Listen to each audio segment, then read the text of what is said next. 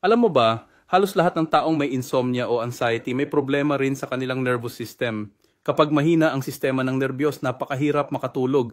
Kahit pagod na pagod ka, kapag humiga ka, tuloy-tuloy pa rin ang pag-iisip mo. Hindi ka makatulog, nagigising ka sa gabi o madaling araw. At kapag ganito araw-araw, unti-unti nitong sinisira ang katawan mo. Tumataas ang panganib ng stroke, heart failure at pati mental exhaustion.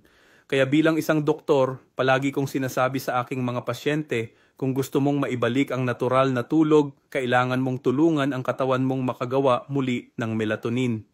Yun ang dahilan kung bakit ko inirekomenda ang melatonin gummies. Ito ay natural, ligtas, at hindi nakaka-addict.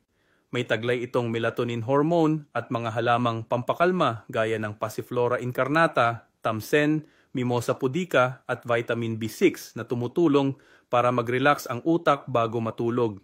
Karaniwan, pagkatapos ng 3 araw lang ng paggamit, sinasabi ng mga pasyente ko na ang tulog nila ay mas mahimbing, mas malalim at paggising nila, presko at magaan ang pakiramdam. Hindi na kailangang uminom ng gamot na nakaka-addict o nakakapagod. Natural lang, simple at epektibo. Kaya kung hirap ka ring makatulog, subukan mo na.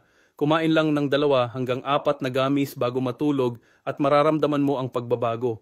Muli mong makukuha ang tahimik at mahimbing na tulog na matagal mo nang gustong maramdaman